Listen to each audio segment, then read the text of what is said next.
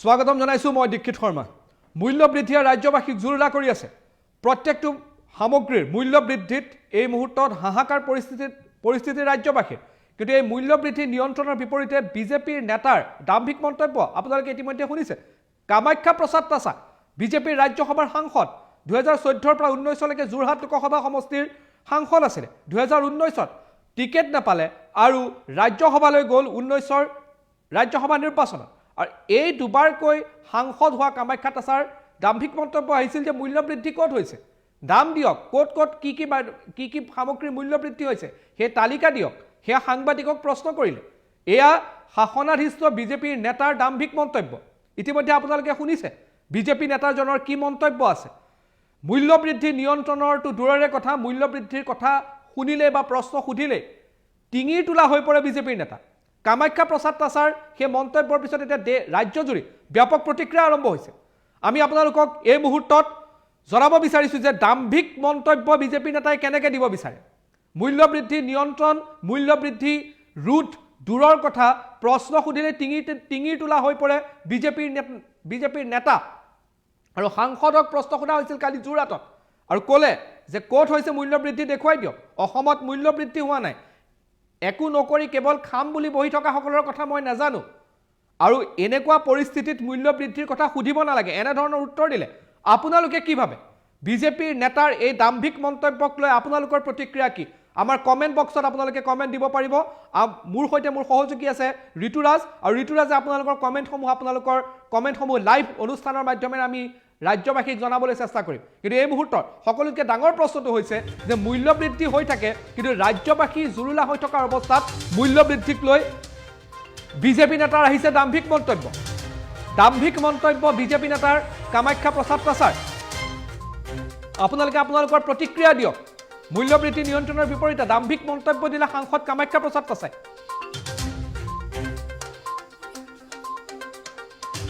ক'ত মূল্য বৃদ্ধি হৈছে বুলি ওলোটাই প্ৰশ্ন কামাখ্যা তাছাৰ মন্তব্যক লৈ আপোনাৰ প্ৰতিক্ৰিয়া দিয়ক। আপোনাৰ প্ৰতিক্ৰিয়া আপোনালোকে দিব পাৰে কমেণ্ট বক্সত। আৰু এই মুহূৰ্তত প্ৰথমে আপোনাৰ নিজৰ মন্তব্য দিলে মূল্য বৃদ্ধি জুৰুলা হৈ আছে বিজেপি সাংসদৰ দাম্ভিক মন্তব্য। প্ৰথমে কেনেধৰণে কালি মন্তব্য কৰিছিল সাংবাদিকৰ আগত মূল্য বৃদ্ধিৰ প্ৰসংগত। প্ৰথমে মন্তব্য আগবঢ়াইছে। কি বেছি বাঢ় হৈছে, কিহৰ দাম বৃদ্ধি হৈছে, যেনে কি মোক সেইটো যিসকলে উৎপাদন নকৰি খাম বুলি ভাবি থাকে তেওঁলোকৰ কাৰণে দামৰ কথাটো মই নাজানিম। এইবিলাক কথা কৈ থাকি আপোনালোকে কৈ থাকিব নালাগে। মূল্য বৃদ্ধি হোৱা প্ৰশ্নটো আহিল ক'ৰ পৰা? আমি যদি কম্পেৰিটিভলি চাওঁ এই কথাটো কৈ আছে বাহিৰ প্ৰতি মূল্য বৃদ্ধি ক'ত হৈছে। কিন্তু কম্পেৰিটিভলি যদি চাই ভাৰতবৰ্ষৰ অন্যান্য ঠাইতকৈ অসমৰ দাম কিন্তু কম। চাওক, আপোনালোকে দেখিছে এটা কোভিড সৃষ্ট পৰিৱেশ, এইটো আজিৰ তাৰিখত এইটো আচলতে শ্লোগান হ'ব নালাগে। কোভিড সৃষ্ট পৰিৱেশৰ পিছত যিটো অৱস্থা হ'ল মানুহৰ, তাত দাম বৃদ্ধি হোৱাটো স্বাভাৱিক। আমি কথা ক'লে চব মানুহে সমালোচনা কৰে, ইটিকিং কৰে, বেয়া পায়। কি বেছি বাঢ় হৈছে, কিহৰ দাম বৃদ্ধি হৈছে, যেনে মোক সেইটো যিসকলে উৎপাদন নকৰি খাম বুলি ভাবি থাকে তেওঁলোকৰ কাৰণে দামৰ কথাটো মই নাজানিম। এইবিলাক কথা কৈ থাকি আপোনালোকে কৈ থাকিব নালাগে। মূল্য বৃদ্ধি হোৱা প্ৰশ্নটো আহিল ক'ৰ পৰা? আমি যদি কম্পেৰিটিভলি চাওঁ এই কথাটো কৈ আছে বাহিৰ প্ৰতি মূল্য বৃদ্ধি ক'ত হৈছে। কিন্তু কম্পেৰিটিভলি যদি চাই ভাৰতবৰ্ষৰ অন্যান্য ঠাইতকৈ অসমৰ দাম কিন্তু কম। চাওক, আপোনালোকে দেখিছে এটা কোভিড সৃষ্ট পৰিৱেশ, এইটো আজিৰ তাৰিখত এইটো আচলতে শ্লোগান হ'ব নালাগে। কোভিড সৃষ্ট পৰিৱেশৰ পিছত যিটো অৱস্থা হ'ল মানুহৰ, তাত দাম বৃদ্ধি হোৱাটো স্বাভাৱিক। আমি কথা ক'লে চব মানুহে সমালোচনা কৰে, ইটিকিং কৰে, বেয়া পায়। কি বেছি বাঢ় হৈছে, কিহৰ দাম বৃদ্ধি হৈছে, যেনে মোক সেইটো যিসকলে উৎপাদন নকৰি খাম বুলি ভাবি থাকে তেওঁলোকৰ কাৰণে দামৰ কথাটো মই নাজানিম। এইবিলাক কথা কৈ থাকি আপোনালোকে কৈ থাকিব নালাগে। মূল্য বৃদ্ধি হোৱা প্ৰশ্নটো আহিল ক'ৰ পৰা? আমি যদি কম্পেৰিটিভলি চাওঁ এই কথাটো কৈ আছে বাহিৰ প্ৰতি মূল্য বৃদ্ধি ক'ত হৈছে। কিন্তু কম্পেৰিটিভলি যদি চাই ভাৰতবৰ্ষৰ অন্যান্য ঠাইতকৈ অসমৰ দাম কিন্তু কম। চাওক, আপোনালোকে দেখিছে এটা কোভিড সৃষ্ট পৰিৱেশ, এইটো আজিৰ তাৰিখত এইটো আচলতে শ্লোগান হ'ব নালাগে। কোভিড সৃষ্ট পৰিৱেশৰ পিছত যিটো অৱস্থা হ'ল মানুহৰ, তাত দাম বৃদ্ধি হোৱাটো স্বাভাৱিক। আমি কথা ক'লে চব মানুহে সমালোচনা কৰে, ইটিকিং কৰে, বেয়া পায়। কি বেছি বাঢ় হৈছে,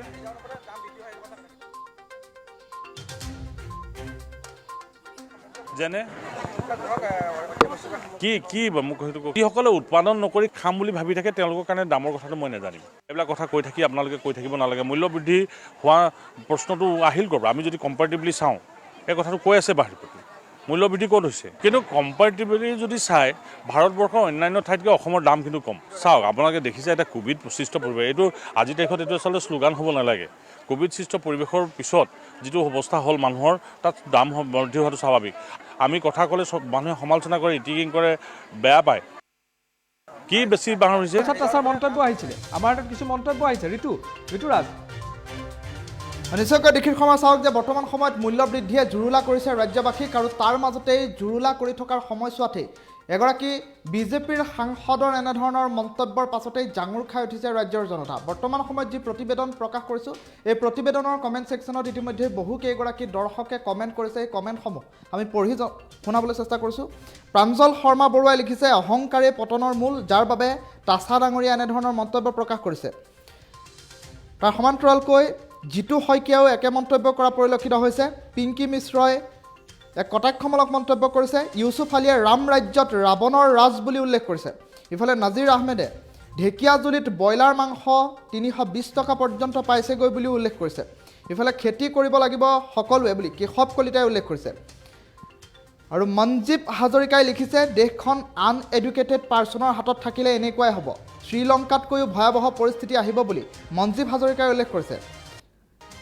আৰু হাৰমুজ আলীয়ে ইতিমধ্যে লিখিছে, দাম্ভিকতা নাথাকিব, ৰাইজে বিজেপিক ভোট নিদিলেই ইয়াৰ প্ৰত্যুত্তৰ পাব বুলি উল্লেখ কৰিছে। ইফালে যতীন মেধিয়ে লিখিছে, ক'ত মূল্য বৃদ্ধি হোৱা নাই তেখেতক সোধক।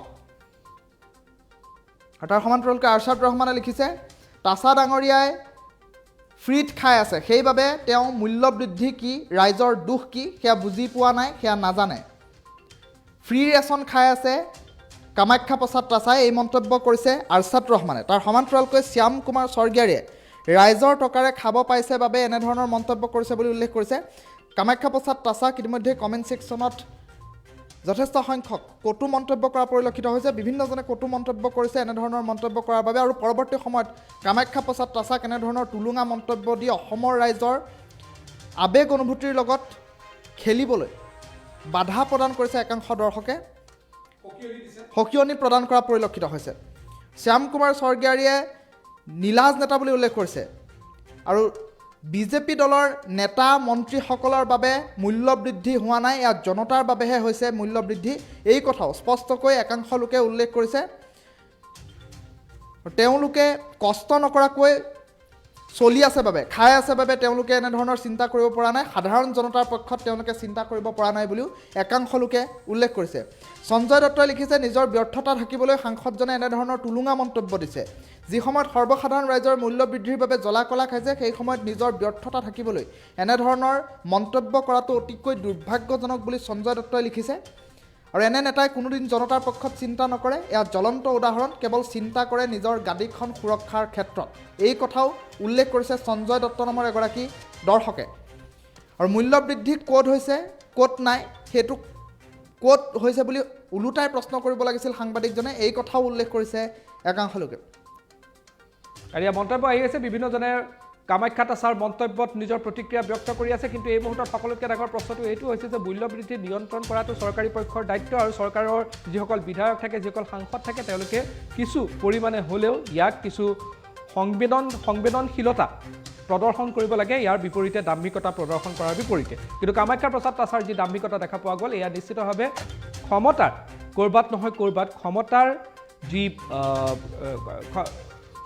ক্ষমতাত যি ধৰণৰ অন্ধ হৈ পৰে, সেয়াৰে এক উমান নেকি বা তাৰে প্ৰমাণ নেকি বুলিও বিভিন্নজনে বিভিন্ন সময়ত মন্তব্য কৰি থাকে।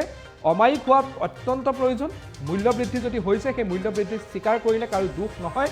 আৰু গতিকে কামাখ্যা প্ৰসাদ তাছাৰ দৰে নেতাসকলে এইখিনি কথা বুজা উচিত যে মূল্য বৃদ্ধি সৰ্বসাধাৰণক কেনেধৰণে জুৰুলা কৰে, সেই কথাষাৰ কামাখ্যা প্ৰসাদ তাছাৰ দৰে নেতাসকলে বুজা উচিত।